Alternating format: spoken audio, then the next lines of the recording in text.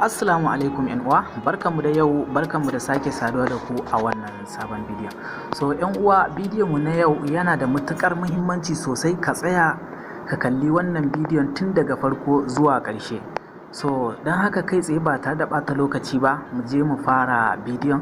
Amma kafin mu wuce kai tsaye ga bidiyon dan uwa, kar ka manta idan baka yi mana subscribe ba, ka daure ka taimaka ka danna mana alamar subscribe, sannan ka danna mana alamar ƙararrawar sanarwa domin samun sababbin shirye-shiryenmu da zarar mun ɗora. Mun gode.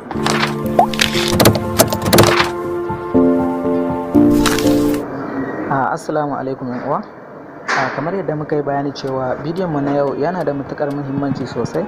So don haka dan uwa, idan har ka san ka yi rajista na GG Nigeria, wannan application na Nigeria ga ta nan, kun ganta nan. So gaskiya an dan samu matsala, so shi yasa muka ce mu kawo muku bidiyo a kanta, mu sanar da ku abin da yake faruwa akan wannan application din.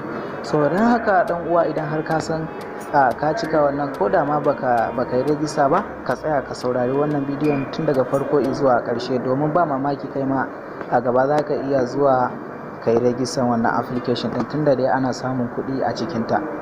So dan uwa, wannan application din ana samun kuɗi sosai, haka ne. So matsalan da aka samu shine a wannan application din sau ɗaya ake cire kuɗi. Idan har lokacin da kai rajistan nan da aka baka naira 100 nan, in dai har ka cire wannan 100 nan, so fa dan uwa, daga baya ko mutane nawa ka gayyata ko kuɗi nawa ka samu a cikinta, to ba su baka damar cire wannan kuɗin ba. So mu da kanmu ma daga baya ne muka yi bincike, muka gano haka. Ni ma na samu matsala daga farko, bayan na yi rajista na cire kuɗi, so kuma daga baya sai da bayan na samu kuɗi da yawa, daga baya sai kuma da na zo cire kuɗi, ina wannan kuɗin na ya ce ba zai fita ba. So a nan ne sai muka yi bincike, muka gano cewa ashe a cikin wannan application ɗin sau ɗaya ake cire kuɗi. Idan ka cire kuɗi sau ɗaya, to ba su sake dama a cire wani kuɗin ba, ko da nawa ka tara a cikinta. So wannan kuɗin fa zero.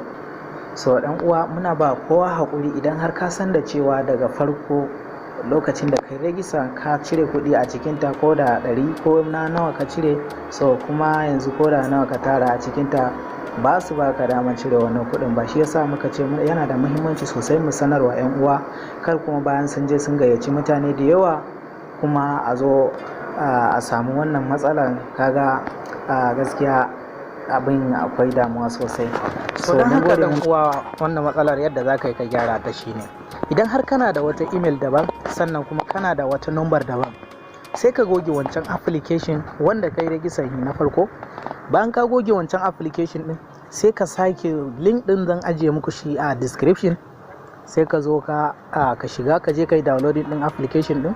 Bayan ka yi downloading din, sai ka je ka sa wata email din daban, amma kar ka sa wancan email din nan na farko wanda ka yi rajista da shi. Ka sa wata email daban. Idan ka sa, sai ka je ka yi rajista kamar yadda muka nuna na bidiyo na farko.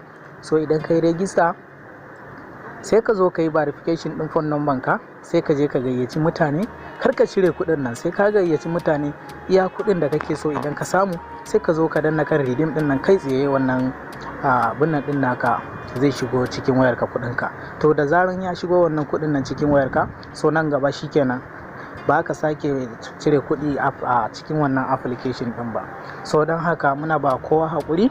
Sannan kuma idan har ka san da cewa baka yi subscribe din wannan channel ba, so muna roƙonka ka danna mana alamar subscribe, sannan ka danna mana alamar ƙararrawar sanarwa, domin ta haka ne a duk lokacin da muka ɗaura sabon bidiyo, kai tsaye YouTube za su sanar da kai. Sannan kuma muna sanar da ku cewa akwai hanyoyin samun kuɗi da yawa wanda mun riga mun tanadar muku su.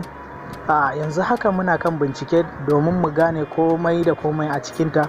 Idan muka ga application din normal, ba ta da wata matsala ne, sai mu kawo muku.